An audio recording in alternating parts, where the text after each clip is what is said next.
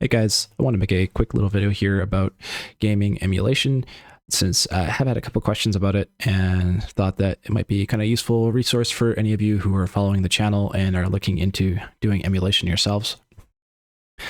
Just basically the state of emulation in 2026 from my own perspective. This is a raw format content, so this isn't going to be structured as something you might want to go find elsewhere. So just a disclaimer. Okay, to get started.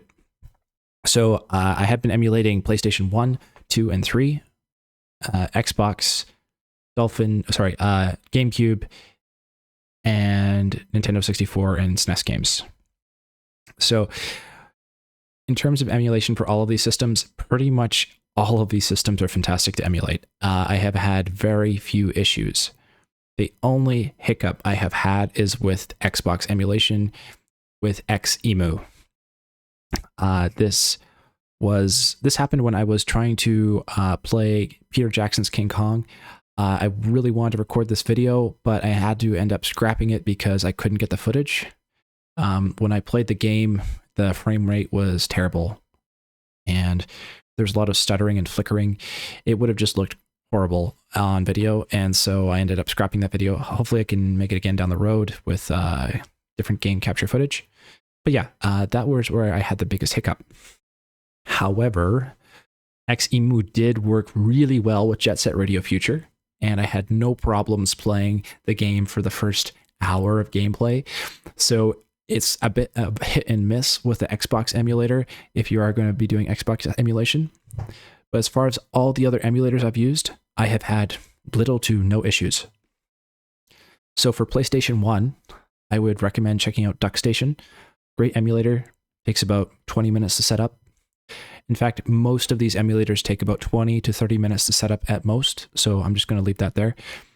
For PlayStation 2 emulation, I'd recommend PCXS2.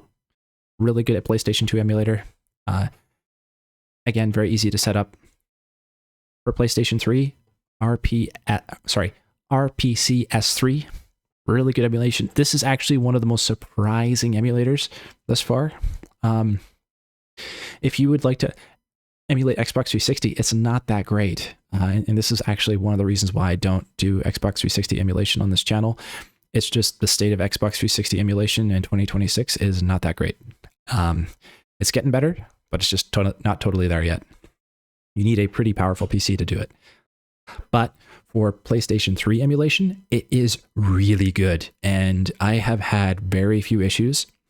There is sometimes patches you need to get for games to fix them, so they run a little bit smoother, a little bit better, but for the most part, been phenomenal.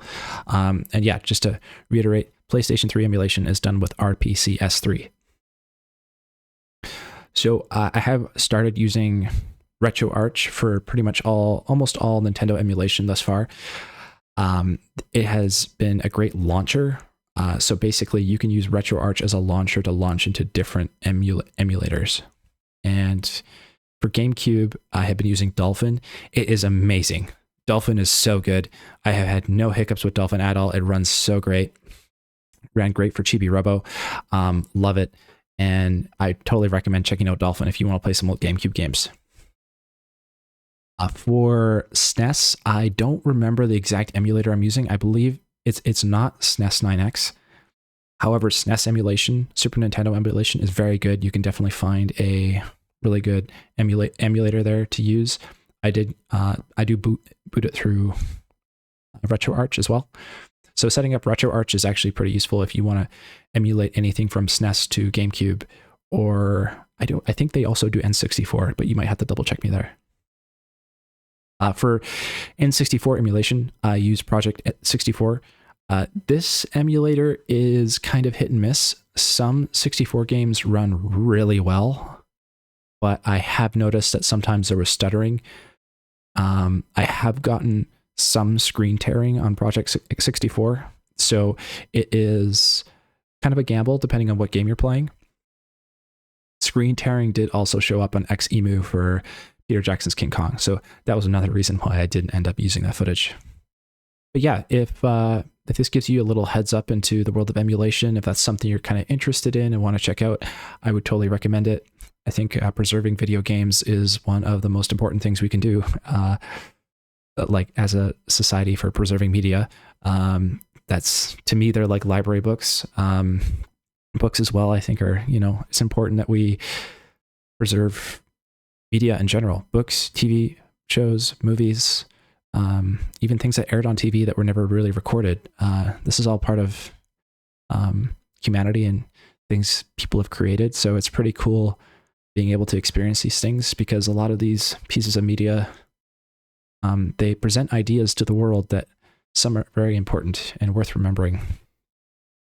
So yeah, at any rate, I hope this video finds you well. I hope that it might have helped you in whatever way it did, if it did, and I will catch you in the next one. Adios.